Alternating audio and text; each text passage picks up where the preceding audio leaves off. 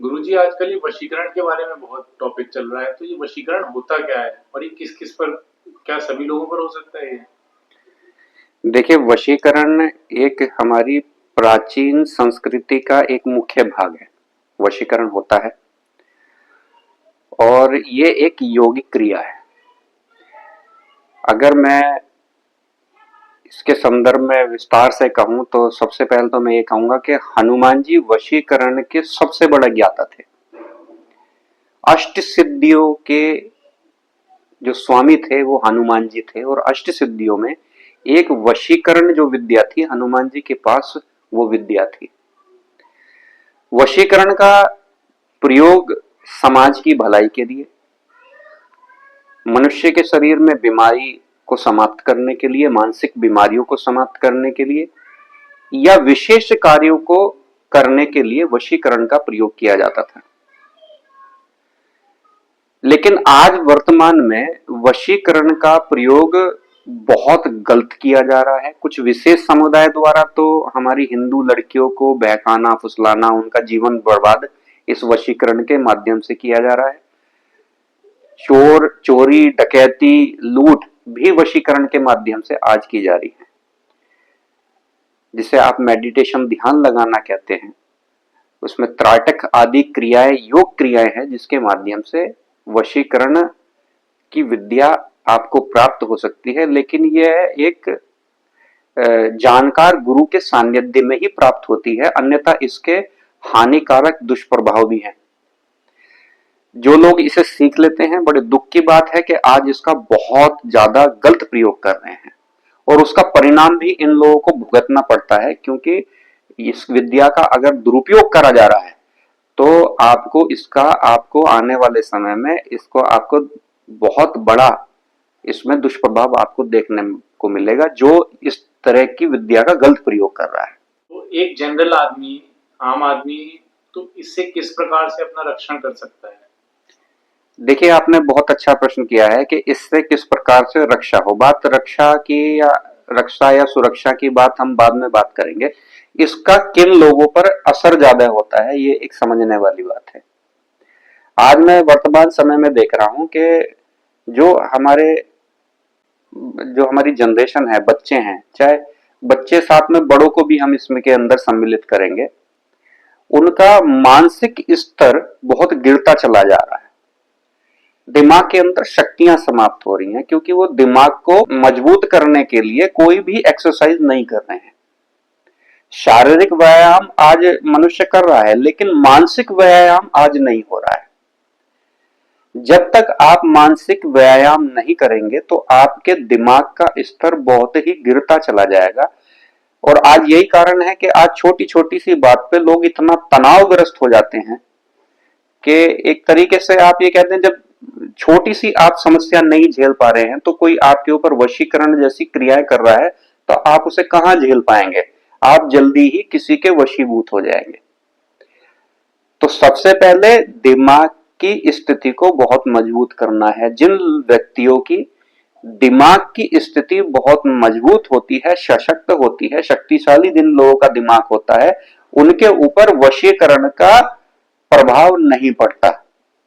लेकिन जिन व्यक्तियों का दिमाग का स्तर बहुत कमजोर होता है, बहुत दुर्लभ दिमाग हो जाता है, छोटी छोटी सी बातों पे घबरा जाना, कुछ याद ना रहना, अभी कुछ काम किया है थोड़ी देर में भूल जाना, छोटी छोटी सी बात पे उत्तेजना हो जानी, क्रोध आ जाना, या किसी चीज को सहन नहीं करना, अचानक से जरा सा जीवन में कुछ बात हुई तो हाइपर टेंशन, बीपी बढ़ जाना, ये सब हमारे मानसिक स्थिति को दर्शाते हैं।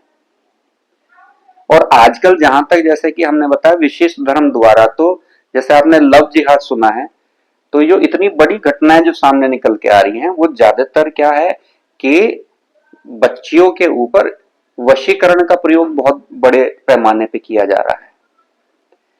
तो इसमें हमारी जो बच्चियां हैं आजकल, मैंने पहले बताया कि कोई दिमाग का व्यायाम तो हो नहीं रहा।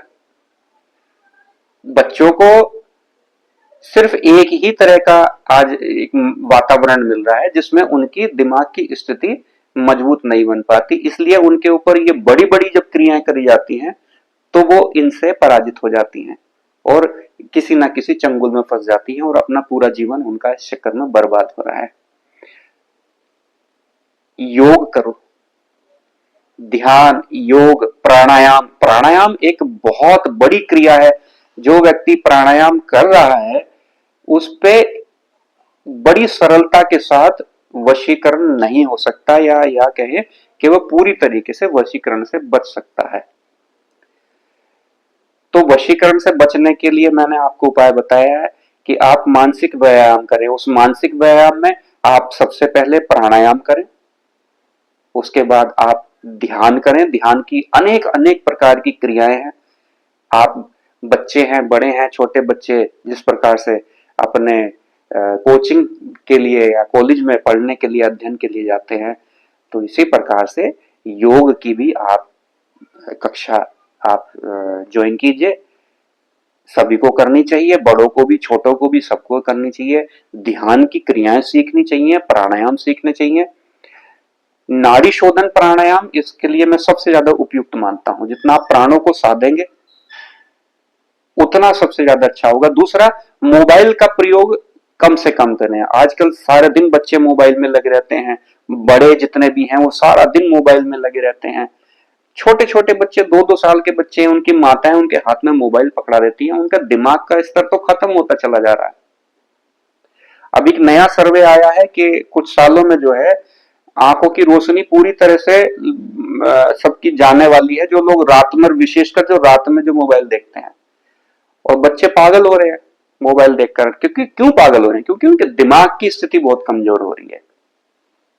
यही हम कहना चाह रहे हैं। तो ये जो क्रियाएं हैं तो इनका प्रभाव तो पड़ेगा पड़ेगा। तो नाड़ी शोधन प्राणायाम, भस्त्रिका प्राणायाम, भ्रामरी प्राणायाम, ये प्राणायाम करने से आपके दिमाग की स्थिति बहुत सशक्त हो जाएगी, शक्तिशाली हो जाएगी। आप बहुत बड़े बड़े वशीकरण से भी बच जाओगे। आपके ऊपर कोई वशीकरण नहीं कर पाएगा। आजकल कुछ लोग जैसे पोस्टर लगा देते हैं, बंगाली बाबा और ये सब, तो वो कहते हैं कि आप पैसे देकर हमसे वशीकरण करवाइए किसी व्यक्ति पर, किसी अपने स्वार्थ के लिए। तो क्या वो ठीक है ये सब काम? मैंने आपसे बताया कि ये कुछ लोग छोटी छोटी ये वशीकरण की विद्याएं सीख लेते हैं कहीं ना कहीं से, और इनका गलत प्रयोग आज समाज के अंदर हो रहा है। निश्चित तौर पर मैं सबको तो नहीं कहूंगा कि ये विद्याएं प्राप्त करना कोई बहुत बड़ी बात नहीं है। एक साधारण आदमी को तो ये बहुत बड़ी क्रियाएं लगती होंगी, लेकिन ये बहुत बड़ी क्रिया नहीं है। सरलता के साथ इनका प्रयोग किया जा सकता है, और इनका जो दुष्प्रभाव देखने को मिलता है बहुत खतरनाक होता है। जो गलत इरादे के साथ इनको कर रहा है, गलत मानसिकता के साथ इसका प्रयोग कर रहा है, निश्चित तौर पर जिसके ऊपर हो रहा है उसका तो जीवन बर्बाद है ही। जो कर रहा है वो भी अपने जीवन को बर्बाद होने से बचा नहीं पाएगा। तो फिर मैं कहना चाहूंगा कि योगिक क्रियाएं करें और इनसे बचें।